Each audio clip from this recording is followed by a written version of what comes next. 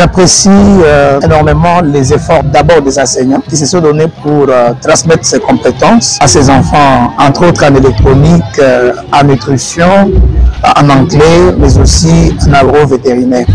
J'apprécie aussi le courage et les efforts fournis par les enfants parce que les résultats nous ont satisfaits. Nous sommes au-delà de 90% de réussite pour les enfants qui ont fini parce que il y a eu ceux qui n'ont pas fini le programme et nous sommes satisfaits de ce que ces enfants sont aujourd'hui capables de réaliser. Mais il faut noter qu'ils ont appris des choses qu'on ne peut pas facilement maîtriser dans des bouts de temps. Nous avons commencé le 16 juillet.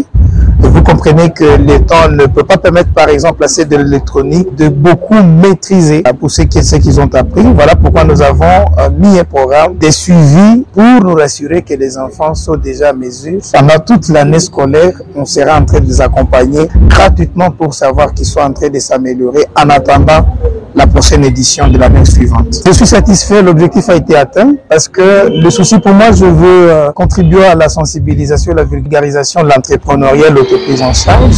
Je pense que nous devons aussi capitaliser ces efforts des enfants pour qu'ils contribuent à la survie de leur ménage. Ils peuvent aussi suppléer à leur scolarisation à travers des petites activités. Voilà les objectifs que nous poursuivons. Je suis aujourd'hui convaincu qu'on a atteint l'objectif comme prévu. Nous allons en faire en fait une coutume. Nous le faisions avant de devenir député provincial. Devenir député nous a permis d'aller au-delà. Parce que vous avez compris, il y a des zones que nous n'avons pas touchées, comme la commune Kimemu. Il y a d'autres endroits de la commune Boulenguera qui est très vaste qui n'ont pas été touchés.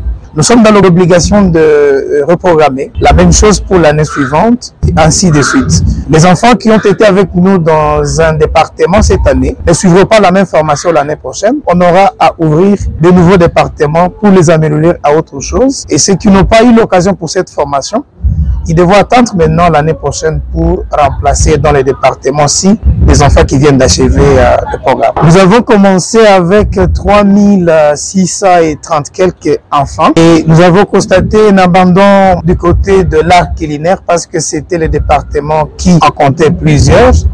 Et le réseau était justifié. Les enfants s'attendaient à manger tous les jours, alors qu'ils devaient seulement manger pendant les pratiques, parce que c'est pendant les pratiques qu'ils préparent et ils mangent ce qu'ils ont préparé. Alors il y en a eu parmi eux qui ont abandonné suite à ces petits facteurs. Nous avons fini avec 2873 enfants cette formation et nous en sommes satisfaits. Ça nous a aussi permis de prendre à charge 55 personnes, dont parmi eux 37 enseignants qui sont tous payés et c'était pour eux une occasion de gagner leur vie pendant ces 2 mois. Les moins payés d'entre eux touchaient $50. Au gouvernement, c'est d'abord demandé l'appui. Nous l'avons déjà formulé et nous avons à plusieurs reprises émis les vœux auprès de la conseillère chargée de l'éducation, auprès du gouverneur militaire de la province Nord Kivu, Madame Priska. Nous avons émis les vœux de voir le gouvernement provincial Nord Kivu assister les déplacés de guerre, les orphelins et les enfants des militaires et policiers. Ils sont en difficulté d'avoir les fournitures scolaires. Ils sont en difficulté de trouver les places dans les écoles, dans ces programmes de gratuité. Déjà, les 2 premiers jours d'inscription, les places, il n'y en a plus dans les écoles. Et donc, nous sommes en train de demander que le gouvernement provincial puisse s'impliquer pour aider, au niveau surtout des fournitures scolaires à ces enfants. Et que